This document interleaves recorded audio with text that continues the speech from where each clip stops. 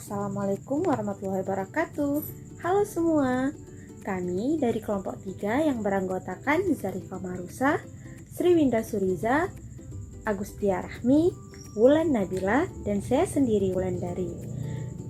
Pada kesempatan kali ini, kami akan menjelaskan tentang metamorfosis.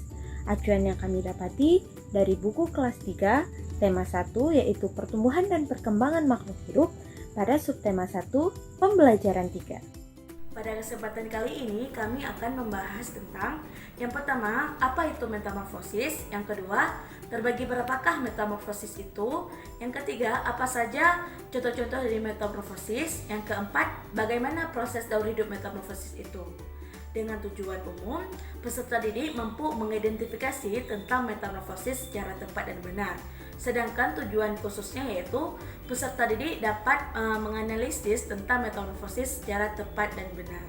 Apa itu metamorfosis? Nah, metamorfosis adalah suatu proses perkembangan pada hewan yang mengalami perubahan bentuk tubuh setelah melahirkan atau penetasan.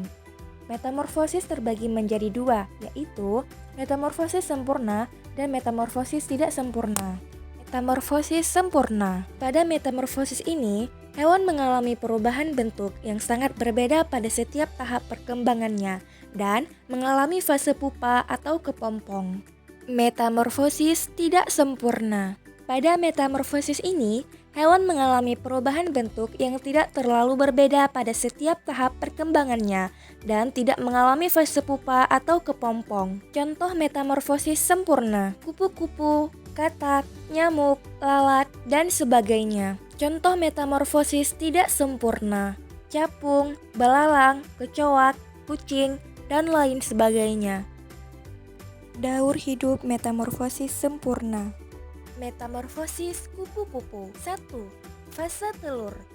Kupu-kupu berkembang biak dengan cara bertelur dengan menaruh telur pada tanaman, biasanya di bagian ujung daun.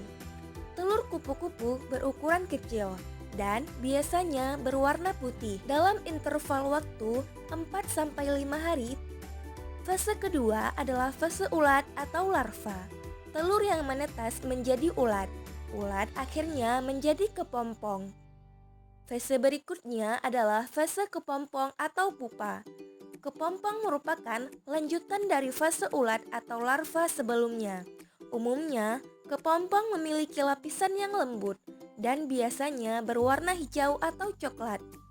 Corak pupa menyerupai bentuk kamuflase hewan sesuai dengan lingkungannya sehingga tak mudah dikenali.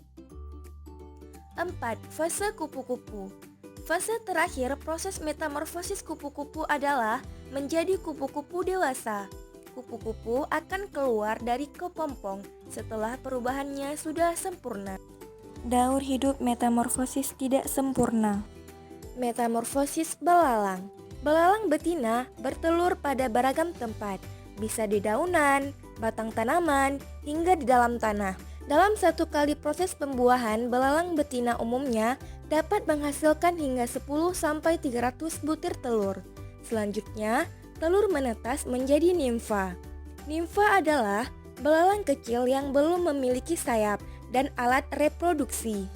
Pada umumnya, fase nimfa berlangsung sekitar 25-40 hari.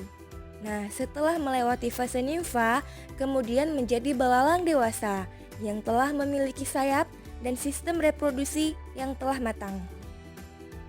Jawablah pertanyaan berikut ini. 1.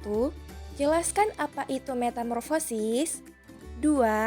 Apa perbedaan dari metamorfosis sempurna dan metamorfosis tidak sempurna. 3. Sebutkan hewan apa saja yang mengalami metamorfosis sempurna dan metamorfosis tidak sempurna. 4. Setelah menjadi ulat, proses selanjutnya akan berubah menjadi 5. Apa yang dimaksud dengan nimfa?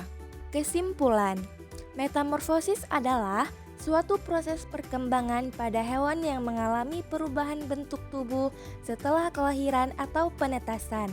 Nah, metamorfosis terbagi menjadi dua, yaitu metamorfosis sempurna dan metamorfosis tidak sempurna.